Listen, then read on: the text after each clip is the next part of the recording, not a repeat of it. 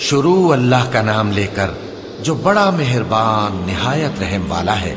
حامیم، یہ کتاب رحمان الرحیم کی طرف سے اتری ہے، ایسی کتاب جس کی آیتیں جدا جدا بیان کی گئی ہیں، یعنی قرآن عربی، ان لوگوں کے لیے جو سمجھ رکھتے ہیں، جو بشارت بھی سناتا ہے اور خوف بھی دلاتا ہے، لیکن ان میں سے اکثر نے منہ پھیر لیا اور وہ سنتے ہی نہیں، اور کہنے لگے کہ جس چیز کی طرف تم ہمیں بلاتے ہو اس کی طرف سے ہمارے دل پردوں میں ہیں، اور ہمارے کانوں میں بوجھ یعنی بہرا پن ہے، اور ہمارے اور تمہارے درمیان ایک پردہ ہے، تو تم اپنا کام کرو، ہم اپنا کام کرتے ہیں۔ کہہ دو کہ میں بھی آدمی ہوں جیسے تم، ہاں مجھ پر یہ وحی آتی ہے کہ تمہارا معبود ایک ہی معبود ہے، تو سیدھے اسی کی طرف متوجہ رہو اور اسی سے مغفرت مانگو۔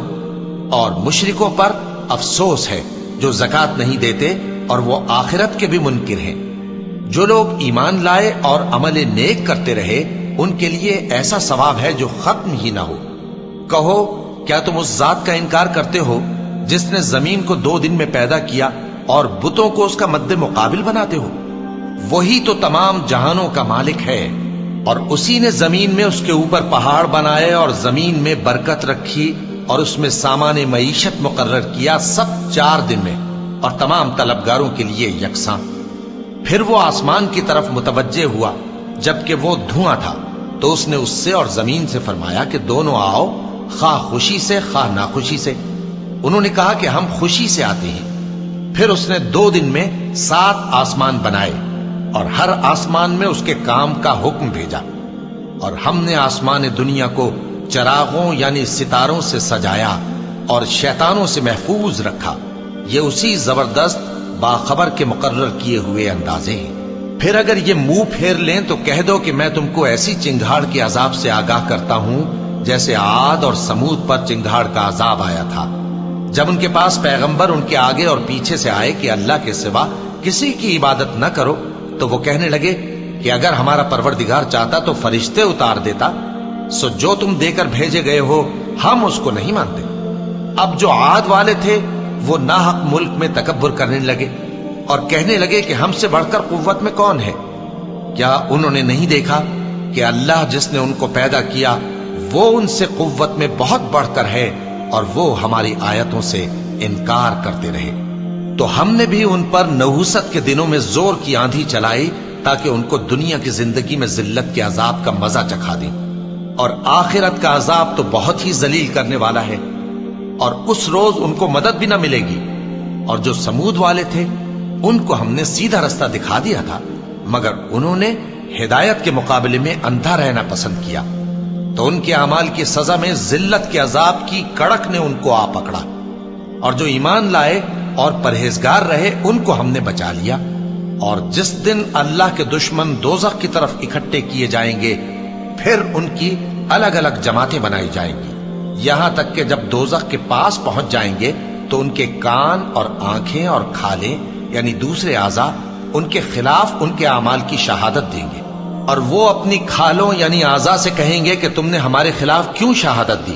وہ کہیں گی کہ جس اللہ نے سب چیزوں کو نطق بخشا اسی نے ہم کو بھی گویائی دی، اور اسی نے تم کو پہلی بار پیدا کیا تھا اور اسی کی طرف تم لوٹائے جا رہے ہو، اور تم اس بات کے خوف سے تو پردہ نہیں کرتے تھے کہ تمہارے کان اور تمہاری آنکھیں اور کھالیں تمہارے خلاف شہادت دیں گی، بلکہ تم یہ خیال کرتے تھے کہ اللہ کو تمہارے بہت سے اعمال کی خبر ہی نہیں، اور اسی خیال نے جو تم اپنے پروردگار کے بارے میں رکھتے تھے تم کو ہلاک کر دیا اور تم خسارہ پانے والوں میں ہو گئے۔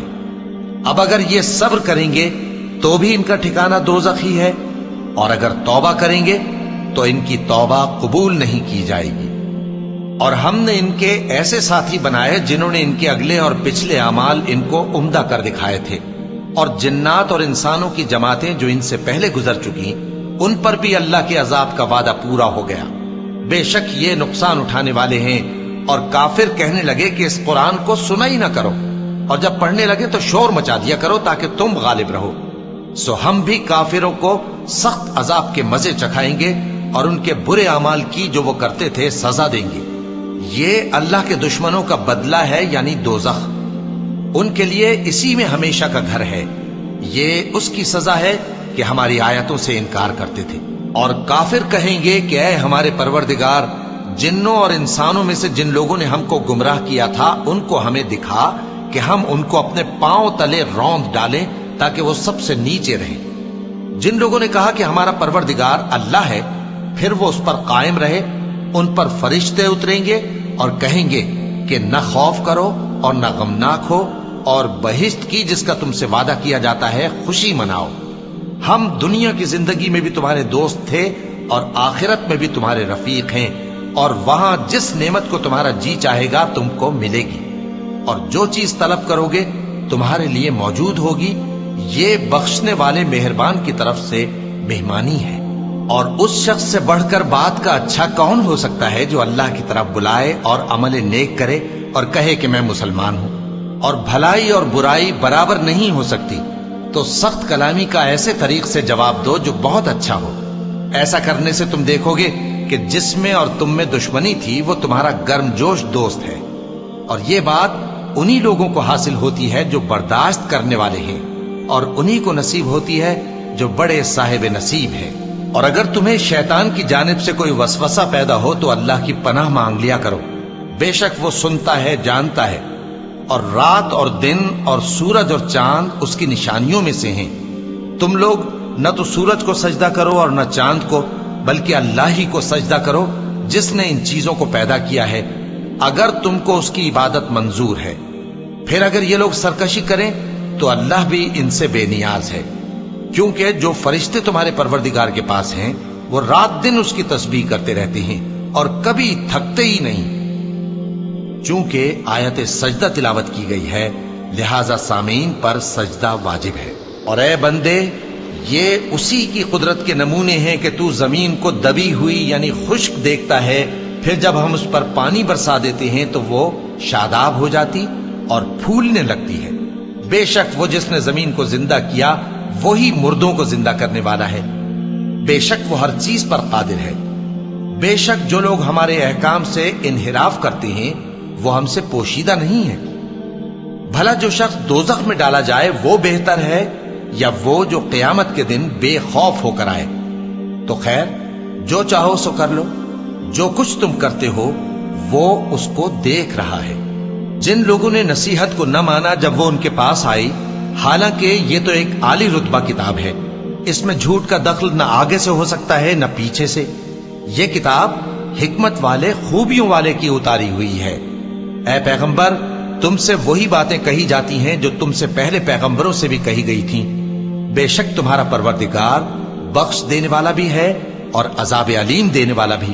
اور اگر ہم اس قرآن کو غیر عربی زبان میں نازل کرتے تو یہ لوگ کہتے کہ اس کی آیتیں ہماری زبان میں کیوں کھول کر بیان نہیں کی گئیں؟ کیا خوب کہ قرآن تو عجمی اور مخاطب عربی۔ کہہ دو کہ جو ایمان لاتے ہیں ان کے لیے یہ ہدایت اور شفا ہے، اور جو ایمان نہیں لاتے ان کے کانوں میں گرانی یعنی بہراپن ہے، اور یہ ان کے اندھے پن کا باعث ہے۔ ان کو گویا دور کی جگہ سے آواز دی جاتی ہے۔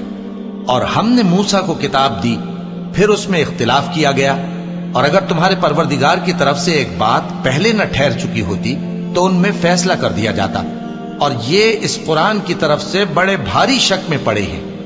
جو نیک کام کرے گا تو اپنے لیے، اور جو برے کام کرے گا تو ان کا ضرر اسی کو ہوگا، اور تمہارا پروردگار بندوں پر ظلم کرنے والا نہیں۔ قیامت کے علم کا حوالہ اسی کی طرف دیا جاتا ہے، یعنی قیامت کا علم اسی کو ہے۔ اور نہ تو پھل غلافوں سے نکلتے ہیں اور نہ کوئی مادہ حاملہ ہوتی ہے اور نہ جنتی ہے مگر اس کے علم سے۔ اور جس دن وہ ان کو پکارے گا اور کہے گا کہ میرے شریک کہاں ہیں، تو وہ کہیں گے کہ ہم تجھ سے عرض کرتے ہیں کہ ہم میں سے کسی کو ان کی خبر ہی نہیں۔ اور جن کو پہلے وہ اللہ کے سوا پکارا کرتے تھے سب ان سے گم ہو جائیں گے، اور وہ یقین کر لیں گے کہ ان کے لیے کوئی راہ فرار نہیں۔ انسان بھلائی کی دعائیں کرتا کرتا تو تھکتا نہیں، اور اگر اس کو تکلیف پہنچ جاتی ہے تو نا امید ہو جاتا ہے، آس توڑ بیٹھتا ہے۔ اور اگر تکلیف پہنچنے کے بعد ہم اس کو اپنی رحمت کا مزہ چکھاتے ہیں تو کہتا ہے کہ یہ تو میرا حق تھا، اور میں نہیں خیال کرتا کہ قیامت برپا ہو۔ اور اگر قیامت سچ مچ ہو بھی اور میں اپنے پروردگار کی طرف لوٹایا بھی جاؤں تو میرے لیے اس کے ہاں بھی خوشحالی ہوگی۔